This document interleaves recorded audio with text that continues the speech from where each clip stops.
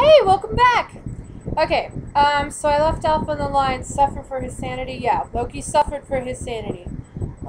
You suffered for your sanity, and how you tried to set them free.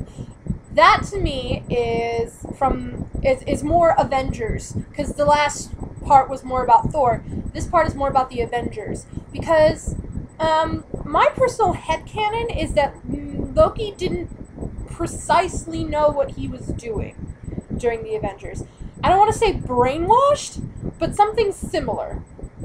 Because, you know, he didn't care about what happened on Earth before the Avengers, and then all of a sudden he's like, oh, I'm going to rule the world! No, that happened somewhere after falling from the bridge and between, I don't know,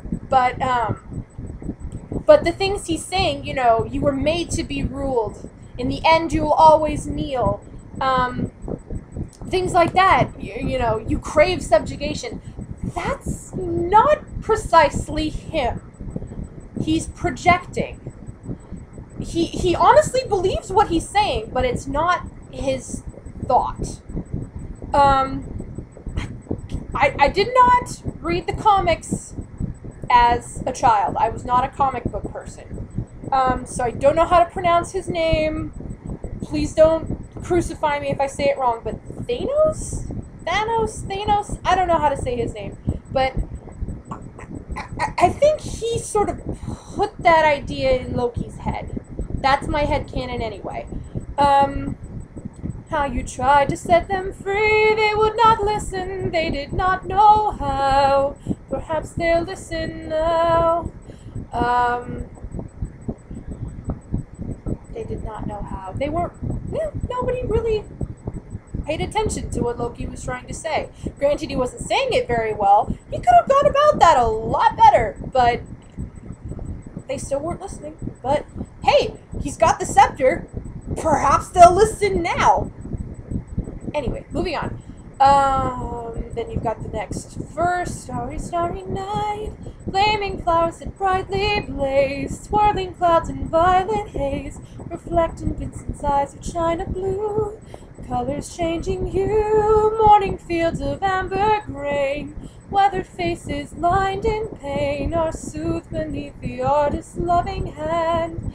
And it's the same chorus again. Now I understand what you tried to say to me, and how you suffered for your sanity, and how you tried to set them free. They would not listen, they did not know how. Perhaps they'll listen now. And then we get to the bridge. For they could not love you, but still your love was true. That right there. For they could not love you. Look at what Loki is. He's Jotun, okay? And even if the Asgardians didn't know precisely what he was, it's pretty obvious that they knew he was different. He was treated differently than Thor. He wasn't given quite the same amount of respect as Thor was. For they could not love you. And then he finds out that his family, think about your family, okay? Your family are the people that are there for you, no matter what. It doesn't matter what happens in your life. They are the people that say, come to me. Come to me, and I will hold you. I will comfort you. If you need food, I will feed you. If you need clothes, I'll clothe you. I will help you. I will heal you. And then Loki finds out that those people have been lying to him his entire life. And people who love you don't lie to you. For they could not love you. But still your love was true. I think Loki really did love his people. He loved his family. I mean, sorry, I'm getting like overwhelmed with feels, so bear with me. But that moment on the bridge, okay, when when earlier in the Bifrost, you know, Loki was trying to goad Thor into fighting him, he said, you know, he threatens Jane. He starts saying things like, maybe when we're finished here, I'll pay her a visit myself. But look in his eyes, okay? He is terrified. His entire scheme is falling down around him. He's lashing out like a cornered animal. I doubt he even means what he's saying.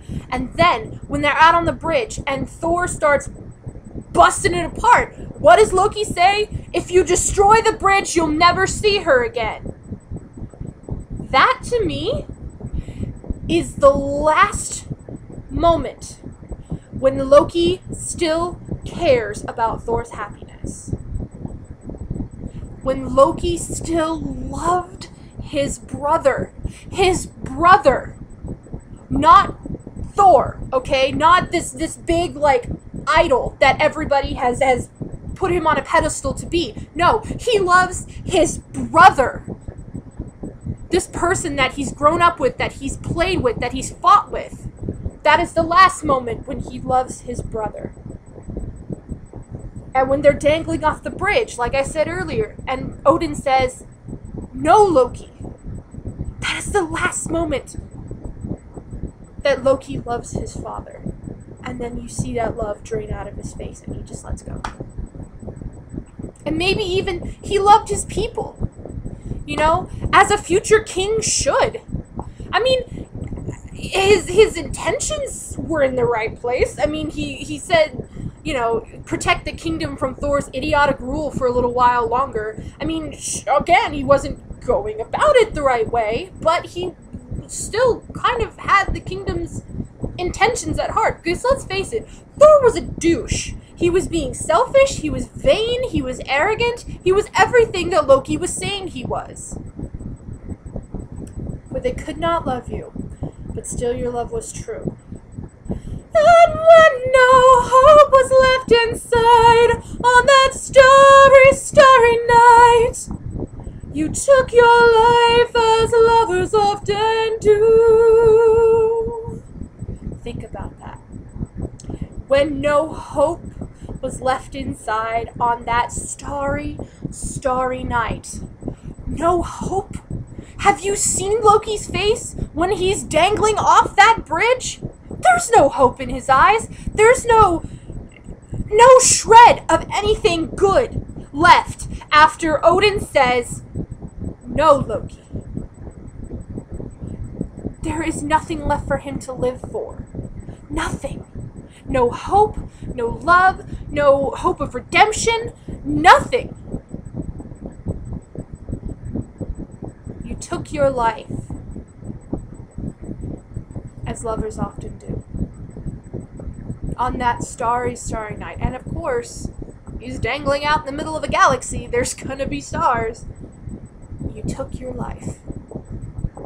Loki lost the will to live. He didn't want to live in a world that didn't love him anymore. You know, he didn't want to be a part of this world where he was always going to be looked down upon for something that was beyond his control. Something that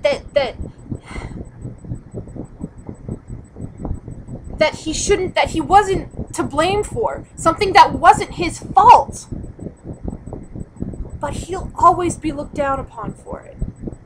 Either if it's him being the second son, or if it's him being a frost giant. Because I don't know if they'll keep that secret anymore. He lost the will to live, so he effectively committed suicide by letting go of that spear and falling out into the middle of some black hole in space. Granted, it didn't take, but he tried. He tried to take his own life because he no longer wanted to live. And again, I'm down to 30 seconds. These videos go quick.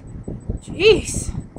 I'm probably gonna have to make another one. So I will see you in part 3. Yes, 3. I can count. Yay, I'm smart girl.